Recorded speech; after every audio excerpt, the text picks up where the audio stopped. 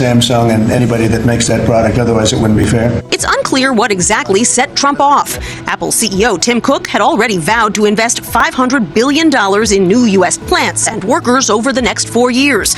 But according to one estimate, moving all production to the U.S. would drive the cost of an iPhone, like the one that went off on Trump's desk today, It's a phone call. Do you mind?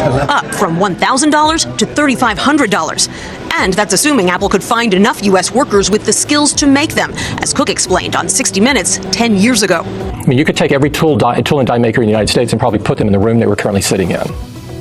In China, you would have to have multiple football fields. Apple is not Trump's only corporate target. He also lashed out at Walmart when it announced that it would have to raise some prices due to Trump's high tariffs on Chinese goods. When you say that Walmart should eat the cost of the tariffs, is that an acknowledgement that it is U.S. companies that bear the brunt of tariffs, not foreign countries? Sometimes the country will eat it. Sometimes Walmart will eat it. And sometimes there'll be something to pay, something extra. Why impose tariffs that you know are hurting American businesses? They're not hurting. They're helping because they're creating jobs in America. And we're creating tremendous amounts of jobs in America like you've never seen. We're doing a very special thing. It was not a special day for Apple stock, which fell 3% in the wake of Trump's threat. Now, with the view from Europe, here's Elizabeth Palmer. President Trump's post sent European markets plunging. It's almost 8 weeks since Trump's so-called Liberation Day, when he threatened Europe with punishing tariffs. Then he backed off, and negotiators started serious work on a trade deal. So today's new threat has Europeans confused and exasperated. Take Vincent Dempf, a fourth-generation French winemaker who sells 30% of his product to Americans. You've enjoyed a good and stable relationship with your buyers in the States until now. Yep, very, very good. But like any European doing business with the U.S. now, Dempf is reeling from Trump's wild tariff threats.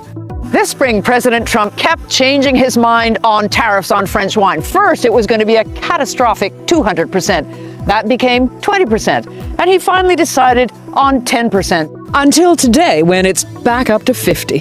Dempf wants to keep supplying Americans with the Chablis they love to drink. But it's tough to make investment and sales plans with this kind of tariff chaos. So it's really something that I dislike, because we have already enough unpredictability in the work we are doing. And Europeans, who since World War II regarded America as a great friend, are wondering what happened to turn it into a frenemy. So Liz, with all this in mind, what do Europeans see as the way forward here? Well, the European trade negotiators heard Scott Bessent, the Treasury Secretary, say today that the 50% tariff threat was meant to light a fire under them, that is, put pressure on the negotiations. And they were blindsided because they thought things were going pretty well.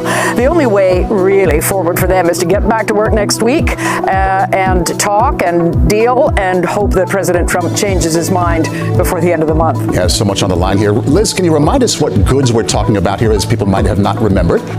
Well, yes, besides things that people might think of right away, wine, perfume, leather goods, things like that, there are serious items: planes, trains, electronics, chemicals, and more than $1 billion worth of crucial pharmaceuticals.